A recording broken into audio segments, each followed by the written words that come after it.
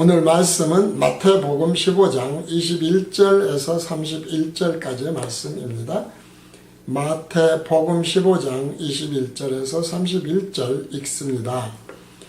예수께서 거기서 나가사 두로와 시돈 지방으로 들어가시니 가난 여자 하나가 그 지경에서 나와서 소리질러 가로되 주 다윗의 자손이여 나를 불쌍히 여기소서 내 딸이 흉악히 귀신 들렸나이다 하되 예수는 한 말씀도 대답지 아니하시니 제자들이 와서 청하여 말하되 그 여자가 우리 뒤에서 소리를 지르오니 보내소서. 예수께서 대답하여 가라사대 나는 이스라엘의 집에 잃어버린 양 외에는 다른 데로 보내심을 받지 아니하였노라 하신대 여자가 와서 예수께 절하며 가로되 주여 저를 도우소서. 대답하여 가라사대 자네의 떡을 취하여 개들에게 던짐이 마땅치 아니하니라. 여자가 가로되 주여 올소이다마는 개들도 제 주인의 상에서 떨어지는 부스러기를 먹나이다 하니 이에 예수께서 대답하여 가라사대 여자야 네 믿음이 크도다. 네 소원대로 되리라 하시니 그 시로부터 그의 딸이 나으니라. 예수께서 거기서 떠나서 갈릴리 호숫가에 이르러 산에 올라가 거기 앉으시니 큰 무리가 절뚝발이와 불구자와 소경과 벙어리와 기타 여럿을 데리고 와서 예수의 발 앞에 두매 고쳐주시니 벙어리가 말하고 불구자가 건전하고 절뚝발이가 걸으며 소경이 보는 것을 무리가 보고 기이히 여겨 이스라엘의 하나님께 영광을 돌리니라. 오늘은 이제 마태복음 강의 105회째고요. 믿음으로서는 3회째가 되겠습니다. 오늘 역시 믿음에 대한 강해를 당연히 하고 있죠. 그런데 우리가 기독교는 정말 믿음을 중요시해야 되지 않습니까? 이전에 강의에서도 말씀을 드린 대로 세상의 모든 종교는 말할 것도 없고 학교나 사회나 국가나 언제든지 믿음이 아니라 사실은 행위를 중요시해야 한다 라고 하는 것이죠. 모든 교육은 행위를 중심으로 해서 또 교화되는 것도 행위가 중심이 되고 있어요. 범죄도 마찬가지 아니겠습니까? 그런데 사실은 유일하게 기독교에서만 믿음을 강조한다. 그래서 이 시간도 마찬가지겠지만 믿음에 대한 강조 그리고 간증이나 이 모든 것들 기도 등등 또 보면은 전부 믿음을 강조를 하고 있어요. 자, 그런데 이제 중요한 것이 뭐냐 이 말이죠. 믿음을 강조하는데 그 믿음이라고 하는 것이 과연 어떤 믿음을 의미하는가. 우리는 기독교에서 믿음을 얘기하는 것은 핵심은 뭐예요? 결과적으로 영생이거든요. 하나님의 나라 천국에서 심판을 받은 다음에 예수 그리스도 대신 하나님이 다스리시는 그 왕의 백성으로서 자녀로서 기업 물음을 받은 자로서 영생을 하는 것이 믿음의 핵심이에요. 지금 이 땅에서 믿음 때문에 무슨 병이 고쳐지고 요즘 절뚝발도 나오고 귀신 들린 자도 당연히 고쳐집니다만은 뭐 오병이의 기적도 일어나고요. 그런 게 중요한 게 아니라는 것이죠. 핵심은 믿음에서 영생, 생명을 얻고 영생을 하느냐 아니냐는 문제이지 그것이 이 땅에서 잘 먹고 잘 살고 건강하게 사는 것에 대한 믿음은 아니다 라고 하는 것이 우선 먼저 전제가 되어지는데 문제는 그 믿음이 우리가 보면은 지문처럼 다 다르더라. 그럴 수밖에 없어요. 전부 믿음이 주관적이기 때문에 그래요. 근데 우리는 왜 교단 늘 말씀드리지만 복음교실에서 왜 교단 그리고 총회들이 나눠지고 목사님들도 함부로 다른 데 가서 복음 공부하지 말아라. 성경 공부하지 말아라. 왜 그래요? 같은 하나님, 같은 예수님, 같은 성경이라고 그러면 옆에서 가서 배워야죠. 당연히 그것을 환영해야 되는데 왜 그래요? 믿음이 달라서 그래요. 해석하는 눈이 보는 생각이 달라서 그렇거든요. 그렇기 때문에 믿음이라고 하는 것 우리가 영생을 한다는 것과 생명과 연결을 한다 그러면 과연 예수님이 생각하시게 하시는 예수님이 말씀하시는 믿음이 무엇인가를 우리가 알아야 돼요. 그런데 오늘 말씀에서 보아도 알겠지만은 중요한 것은 믿음이 지금 예수님이 가나안 여인의 믿음을 칭찬하는 것 크다고 칭찬하는 것이 얼핏 생각하면 가난한 여자가 믿음이 굉장히 좋은 것으로 보인다 이 말이에요. 이것이 지금 그 핵심이거든요. 본교시는 근데 뭐라고 그럽니까? 피조물은 주어가 되면 안 된다고 그래요. 퀴리오스가 뭐라고 그랬어요? 퀴리오스라고 하는 것은 주님이라고, 지금 가난한 여인이 예수님을 주님이라고 불렀을 때, 주여라고 불렀을 때, 퀴리오스여라고 불렀을 때 그것이 뭐라고 그랬어요? 주종관계라고 그랬어요. 주종관계에서 주인의 모든 것은 소유이고 종은 주인의 것을 가지고 탐하면 안 돼요. 주인의 권력을 이용해서 자기가 무슨 재물을 쌓으려고 하거나 주인의 재물을 자기가 가져가려고 탈취하려고 하거나 하면은 안 돼요. 주인은 그냥 종은 주인이 시키는 것을 그대로 행하면 되거든요. 명령대로 받아서 행하는 것이 종이다 이 말이죠. 그러니까 퀴리오스라고 하는 것은 생사 여탈권 뿐만 아니라 모든 재산, 모든 것을, 종의 소유는 아무것도 없고 오직 주인 것이라고 하는 것이 본래적 의미의 성경적 복음 진리에 있어서 주님이라고 우리가 하는 것이다 이 말이죠. 타협하는 것이 아니고 합하여서는 이루는 게 아니에요. 포도나무에 가지가 붙어 있을 때 뭘 합하여 선을 이룹니까? 그냥 가지에 붙어 있으니까, 나무에 붙어 있으니까 포도 열매를 맺는 거예요. 그 포도나무가 포도나무이기 때문에 열리고 그 포도나무가 건강하기 때문에 열매를 많이 맺는 거거든요. 근데 우리가 이제 이런 걸 생각할 때 이 말씀이 잘못 생각하게 되면은 마치 사람인 가난한 여자의 믿음이 좋아서 내가 이렇게까지 너를 모독적으로 얘기하는데 세상에 네가 이렇게 말하냐? 야, 너 참 믿음이 대단하다. 그런 의미로 보이지만 전혀 그것이 아니라고 하는 것을 깨달을 수 있어야 돼요. 왜 그게 뭡니까? 온전성의 문제다 이 말이죠. 자, 그렇게 생각하면서 구체적으로 24절부터 다시 강의를 하자 이 말이죠. 24절 예수께서 대답하여 가라사대 나는 이스라엘 집에 잃어버린 양 외에는 다른 데로 보내심을 받지 아니하였노라 하신대. 이스라엘 집에 잃어버린 어린 양, 무슨 말이에요? 잃어버렸다고 하는 것은 다른 사람이 잃어버린 것이 아니라 주인이거든요. 주인이 있는 양이고 그것이 시장바닥에서 파는 양이 아니라 주인이 잃어버렸기 때문에 그것이 바로 주의 문제다 이 말이죠. 그러니까 이스라엘이라고 하는 것은 하나님이 자기 자녀로 택하기로 하시고 사실은 택한 게 아니라 이렇게 창조하신 거예요.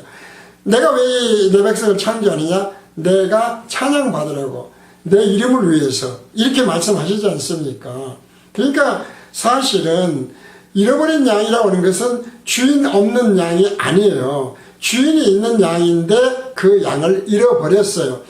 라고 하는 것을 이스라엘을 대표성 원리에 의해서 지금 말씀을 하시는 거거든요. 그러니까 이스라엘 사람만 구원한다는 것이 아니라 내가 잃어버린 양이라고 하는 온전성의 문제를 가지고 생각하자.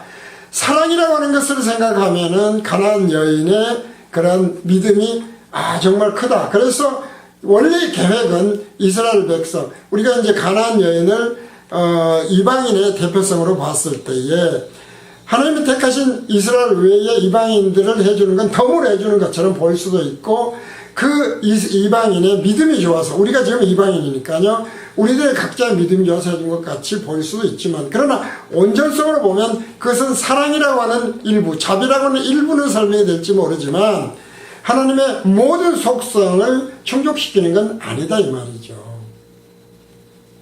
하나님이 어떤 분인데 전지전능하신 하나님이 능력이신 하나님이 말씀으로 세우시는데 거기에 사랑이나 어느 한 부분만 있었겠어요. 그건 뭐라고 그랬습니까? 어항으로 비유했잖아요. 생명이 있는 생명수에 들어가 있다 할지라도 어항이 깨져버리면 그 물은 새서 언젠가는 죽어버린다. 그렇기 때문에 누룩 섞지 말자. 이제 이런 얘기를 늘 말씀드리는 거예요.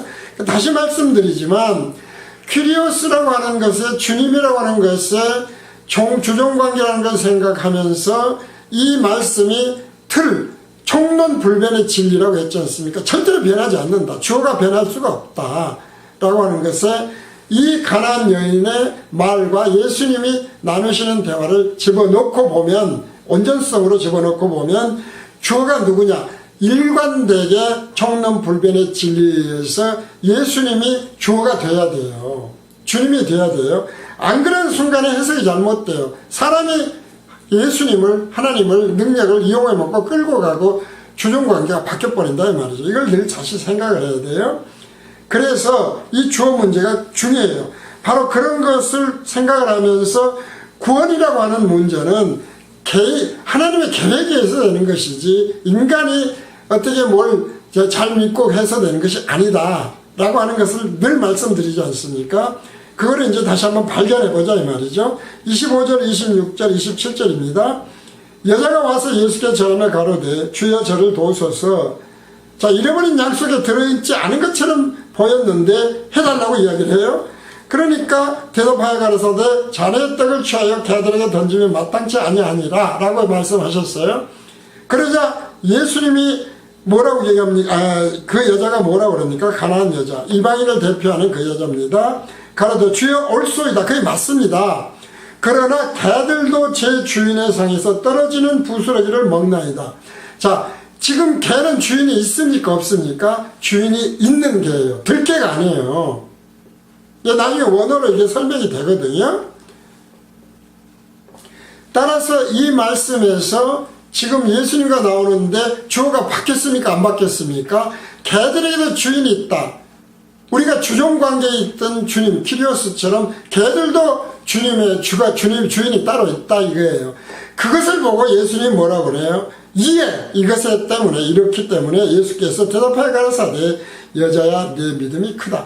네 믿음이 크다. 네가 잘 제대로 믿는구나. 네가 크다 라고 하는 그 말씀을 왜 그럽니까? 그러니까 주어가 변하지 않았구나. 맞아. 네가 개라 하더라도 주인이 있는 개지 라고 하는 주어의 문제가 됐다 이 말이죠. 바로 이것 때문에 우리가 그러므로 구원을 얻는다고 하는 것은 진정한 의미에서 우리가 말로만 주님 하지 말고 입으로만 주여 하지 말고 실제로 주님이라고 할 때는 주종관계로 철두철미하게 우리에게는 아무 권한이 없다. 우리는 할 수가 없다. 오직 주인 맘대로다고 하는 것을 인정을 해야 돼요. 그것이 사도 바울의 증거이기도 하거든요. 바로 그런 이야기라는 것이죠. 바로 이것 때문에 우리가 사람의 생각으로 잘못 성경을 보게 되면 왜 많은 믿음들이 그렇게 지문처럼 모든 사람들이 다 다르냐 이 말이죠. 바로 그건 사람을 주어로 하는 순간에 섞이는 순간에 그렇다 이 말이죠. 바로 이것을 늘 생각을 하면 돼요. 정론불변의 진리는 그러므로 온전성을 기반으로 틀로 반석으로 하는 것이다. 자, 이 말씀에서 이제 실제로 그러면 정말 그런가 라고 하는 것을 원어로 한번 풀어보겠습니다. 이스라엘 집에서 집이 헬라어로 보면은 오이코스거든요. 오이코스가 뭐라고 그랬어요? 에코노미라고 하는 경제라고 하는 뜻이 오이코스에서 나왔다 그랬었죠. 영어 에코노미인데요. 그래서 오이코스니까 혈통이 아니에요. 혈통.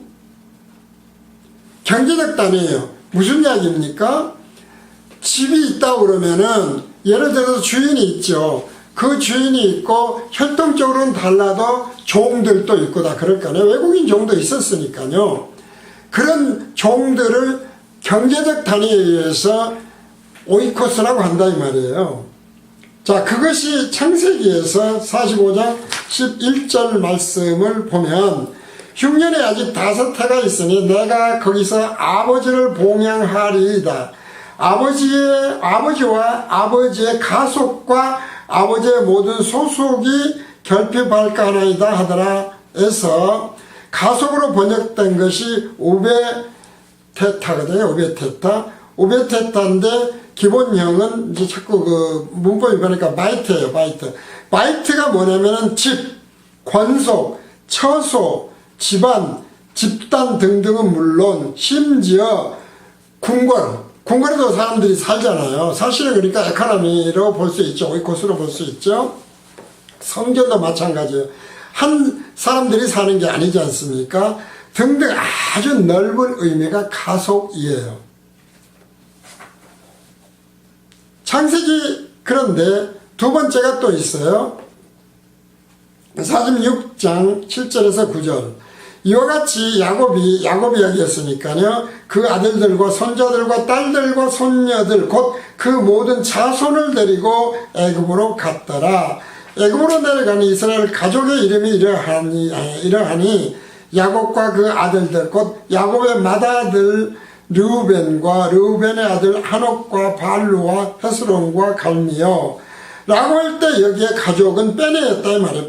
빼내는 벤이다. 어머니 루트가 벤이에요. 여기서 보면 아들, 손자, 손자의 아들, 자손, 인생, 소생, 사촌, 증손, 자녀, 생질, 여인, 동포, 심지어 송아지, 용사 등등까지도 맨이라는 단어가 쓰이고 있어요. 지금 이것은 히브리어입니다. 그래서 우리가 이렇게 찾아보니까요, 뭐 가족이니 가속이니 모든 번역들이 히브리어에서입니다. 히브리어에서 우리가 생각하는 혈연 중심으로 되어 있는 단어를 찾기가 힘들더라는 거예요. 없어요. 제가 찾아본 바에 의하면 혈연만을 오직 의미하는 그런 패밀리의 의미는 없더라. 그러니까 결과적으로 구약이 되었던 신약이 되었던 가정이나 가속이나 뭐 그 모든 것들은 경제적 개념이고 집단적 개념이다 이 말이죠. 그러니까 잃어버린 집의 양인데 잃어버린 집의 양, 이스라엘이라고 하는 집에 잃어버린 양이라고 하는 것은 그러므로 순수 이스라엘의 아브라함의 육적 혈통을 의미하는 게 아니라는 것이죠. 원어적으로 그래요. 원어적으로. 그렇기 때문에 여자가 와서 예수께 절함에 가로되 주여 저를 도우소서 대답에 가로사대 자네의 떡을 취하여 개들에게 던짐이 마땅치 아니하다.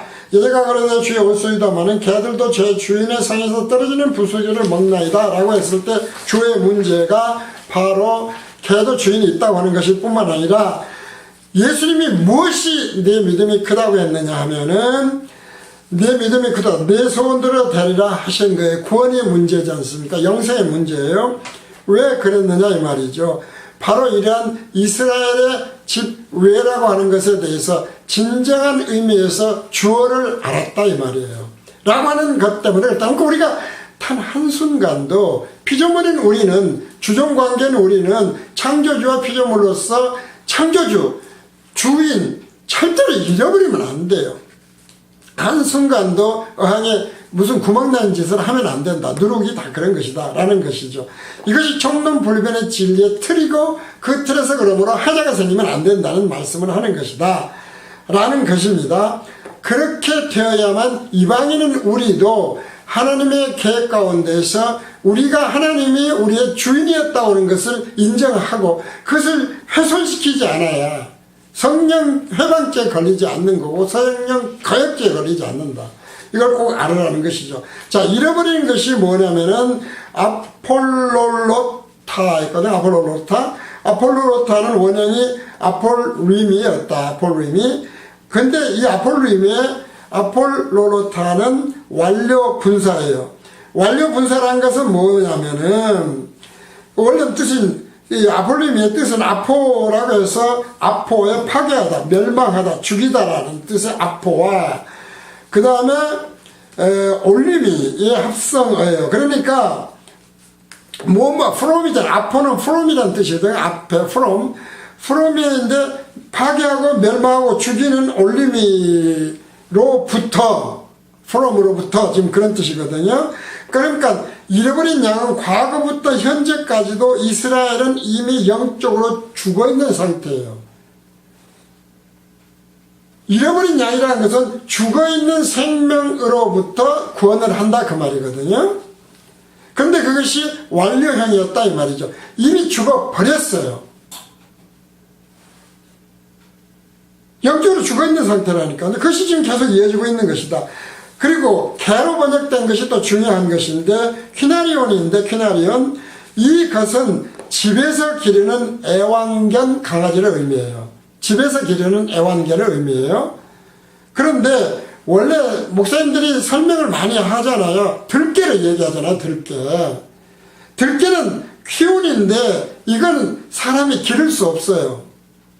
들깨는 지금 우리나라에 있는 들깨는 들깨가 아니거든요. 원래 집주인이 있었던 개들이지 않습니까?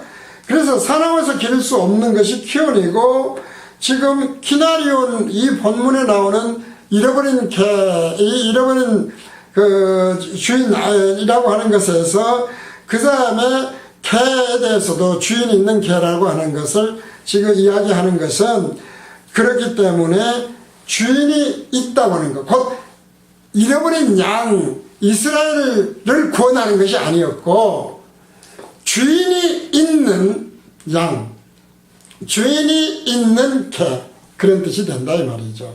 그렇죠. 주종 관계고 주인 있는 양, 주인 있는 개, 주인 있는 종, 이런 뜻이거든요. 이렇게 해석이 되면은 예수님이 이스라엘 백성만 구원한다는 것이 아니라 이미 개들은 탔어. 그런데 네가 주인을 알아보는구나 라고 하는 것이 네 믿음이 크다고 하는 것이고, 그렇기 때문에 네 믿음대로 된다. 네가 주인을 제대로 알아보는 그 믿음대로 된다. 다시 해서 청론불변의 진리대로 돌아가면 된다 이 말이죠. 거기서 티끌만큼도 훼손시키지 말아라 라고 하는 것이, 그래서 계속해서 복음교실이 강조를 하는 이유라는 것입니다. 마태복음 강해 105회, 그리고 믿음으로는 세 번째 강해를 여기서 마칩니다.